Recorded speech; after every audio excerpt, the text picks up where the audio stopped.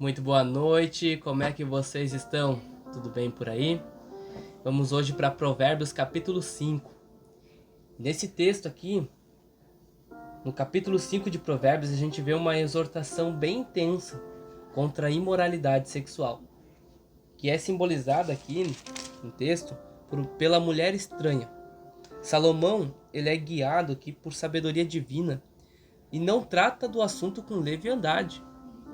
Ele alerta com firmeza, pois sabe que as consequências do pecado sexual, elas são profundas, elas são físicas, emocionais e espirituais.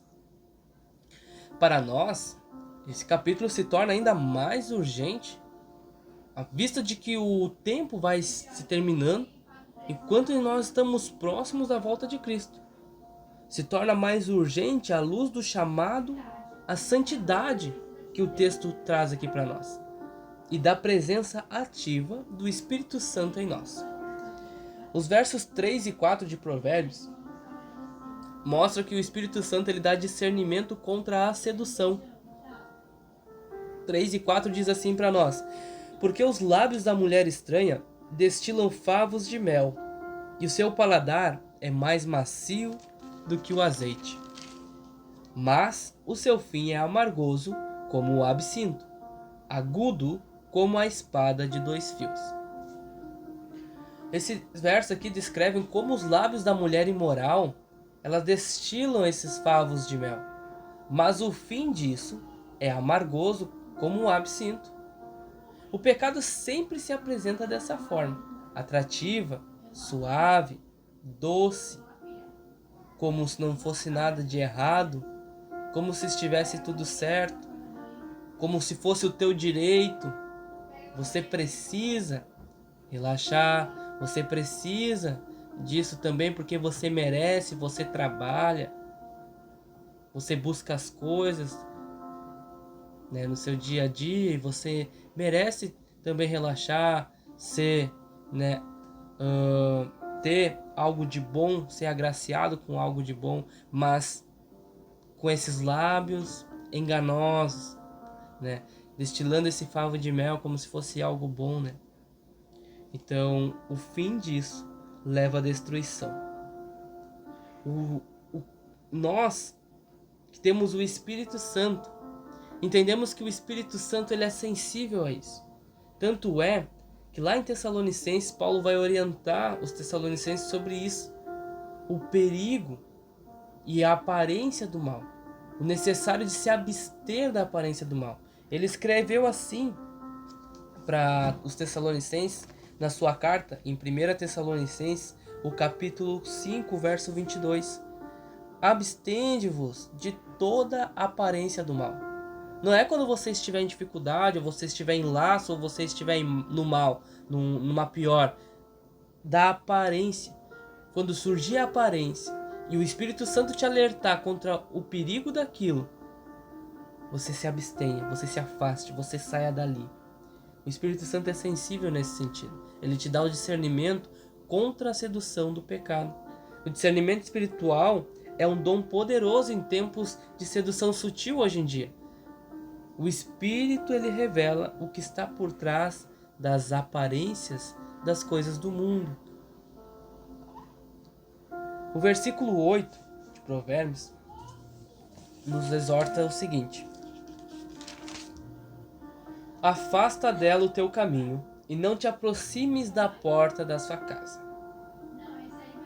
Ele nos chama aqui novamente à santidade nesse capítulo 5 de Provérbios. Ele nos exorta: não se negocia com o pecado, se afasta do caminho, não te aproximes nem da casa. Foge dele. Paulo ecoou isso, esse alerta também, para o jovem Timóteo. Capítulo 2 de 2 Timóteo. Diz assim, capítulo 2, 2 Timóteo, verso 22. Foge também dos desejos da mocidade e segue a justiça, a fé, o amor e a paz com os que, com o coração puro, invocam o Senhor. Paulo exortou o jovem Timóteo a fugir dos desejos da juventude, dos desejos do seu coração, mas buscar as coisas excelentes, a justiça, a fé, o amor, a paz com aqueles que têm um coração puro e invocam o Senhor, invocam a Deus. Para nós que vive buscando o Espírito Santo e entende que somos moradas do Espírito Santo, que este corpo é um templo do Espírito Santo, santidade, ela não é uma opção, é um estilo de vida. 1 Coríntios 6:9 vai nos dizer o seguinte, 1 Coríntios capítulo 6, verso 19, melhor dizendo, verso 19 diz: Não sabeis que o nosso corpo é o templo do Espírito Santo, que habita em vós, proveniente de Deus, e que não sois de vós mesmos? Olha a orientação que Paulo traz a Coríntio, relembrando a eles que somos morada do Espírito Santo. Então, manter este templo limpo, manter este templo puro, é uma obrigação, não é uma opção. Tem que ser um estilo de vida. É óbvio que a gente vai errar devido ao pecado, a luta da carne contra o espírito, isso eu falei isso aqui ontem.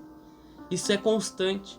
Então, dia a dia, buscar essa sabedoria através do Espírito Santo de Deus, nós vamos limpando a casa, limpando este templo, esta morada que é o corpo, este corpo, e ela vai se mantendo pura, ela vai se mantendo limpa, e o Espírito Santo vai enchendo, vai tomando conta. E aí a gente vai tendo discernimento da aparência do mal, e assim a gente tem força, a gente tem o poder e a ousadia, então, de enfrentar o pecado.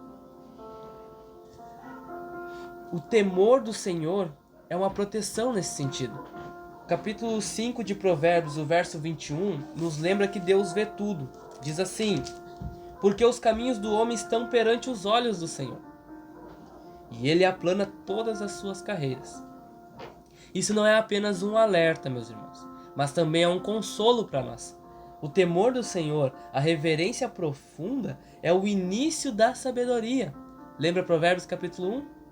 O temor do Senhor é o princípio da sabedoria.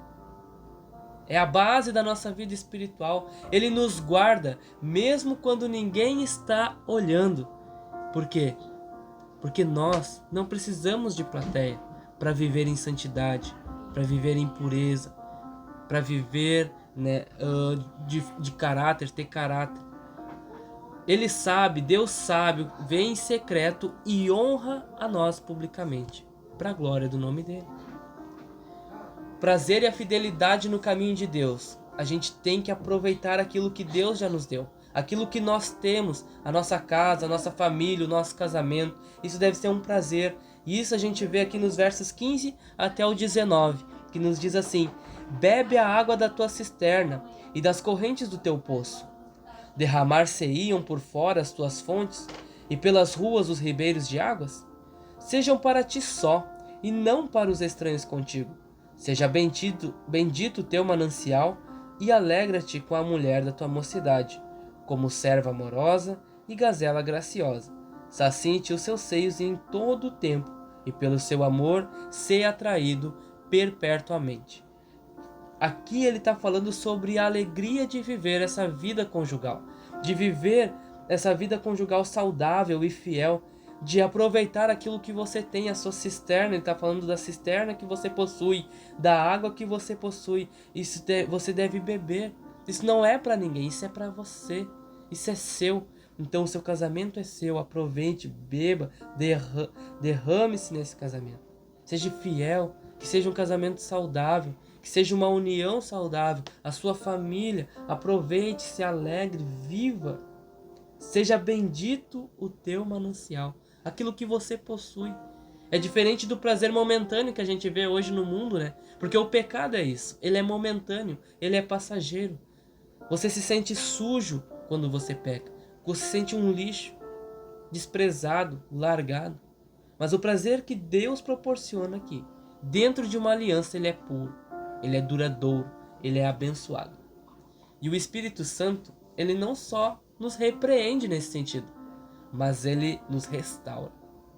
Quando somos obedientes à sua voz e à sua orientação, a abster-se, fugir da aparência do mal, ele nos restaura, ele fortalece o casamento, as nossas relações familiares, ela renova o amor e gera prazer santo. Provérbios 5, podemos dizer que é um grito, né? Um alerta, né? Mas também é um convite também à profundidade. Deus está nos chamando a viver em santidade, mas não por medo, mas por amor a Ele. Assim como Ele se entregou por amor a nós. O Espírito Santo ele está presente para nos fortalecer, nos consolar e também nos corrigir. E aquele que anda com Ele vence a carne e vive de vitória em vitória. Amém, meus irmãos. Que Deus abençoe e uma ótima noite para vocês.